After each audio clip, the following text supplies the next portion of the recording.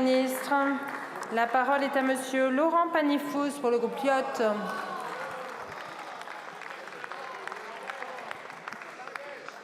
Merci Madame la Présidente. Mes chers collègues, ma question s'adresse à Madame la Ministre de la Santé et des Solidarités. Après de longs et indispensables débats, après la tenue de la Convention citoyenne, le Président de la République vient d'annoncer l'examen prochain d'un texte de loi sur la fin de vie. Le temps de la réflexion s'achève et le temps législatif est devant nous. Cette question touche à l'intime et doit se poser dans le respect des convictions de chacun, de nos croyances, de nos religions ou de nos choix philosophiques. Que ce soit au travers de la Convention citoyenne et au-delà, nous connaissons le très large soutien des Françaises et Français à l'évolution de notre droit qui rendent possible l'aide à mourir. L'Académie de médecine affirme elle-même qu'il est inhumain, lorsque le pronostic vital est engagé à moyen terme, de ne pas répondre à la désespérance de personnes qui demandent les moyens d'abréger les souffrances qu'elles subissent du fait d'une maladie grave et incurable. Oui, cette loi doit être une loi de solidarité, d'humanité, porteuse d'apaisement pour ceux qui seront confrontés à des souffrances insupportables.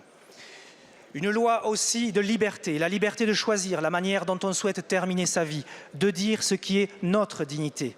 Une loi de liberté qui n'oblige personne, qui crée un possible mais n'incite ou ne contraint jamais. Une loi qui respecte la vie du patient, c'est cette loi que je veux défendre ici. Mais l'aide à mourir ne peut s'envisager sérieusement que dans un pays où les soins palliatifs sont accessibles partout et pour tous.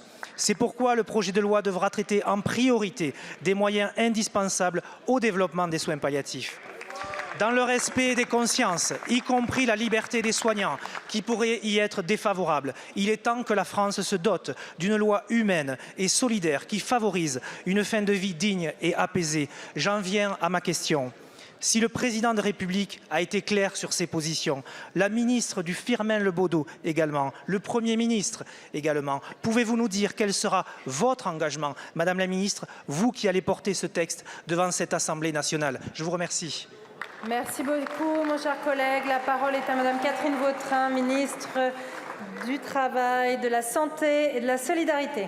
Merci Madame la Présidente, Mesdames et Messieurs les députés, Monsieur le député Laurent Panifouz.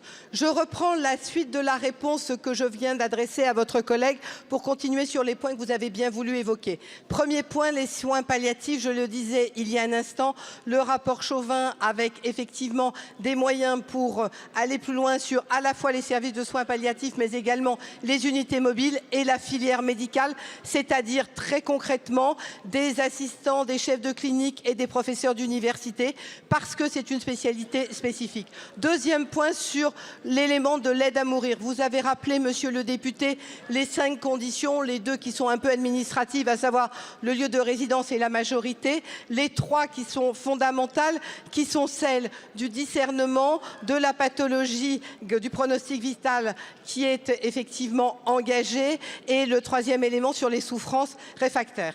3e point, la notion effectivement de l'aide à mourir qui est exclusivement une demande du patient, l'examen par une équipe médicale composée du médecin, d'un médecin de la spécialité et d'infirmiers, une réponse qui est donnée, donc 2 avis, la demande du patient, l'avis de l'équipe médicale. Ensuite, le patient a la réponse sur l'avis de l'équipe médicale, il décide ou non d'aller plus loin s'il est éligible. Et ma position, pour être extrêmement claire, c'est précisément de respecter ce texte et d'aller sur ce texte, l'avis du patient, l'avis de l'équipe médicale, d'où l'importance, et c'est vraiment le point extrêmement important, celui du discernement du patient qui est en capacité d'exprimer son avis tout au long de la procédure. Je vous remercie, Madame la Ministre. La parole est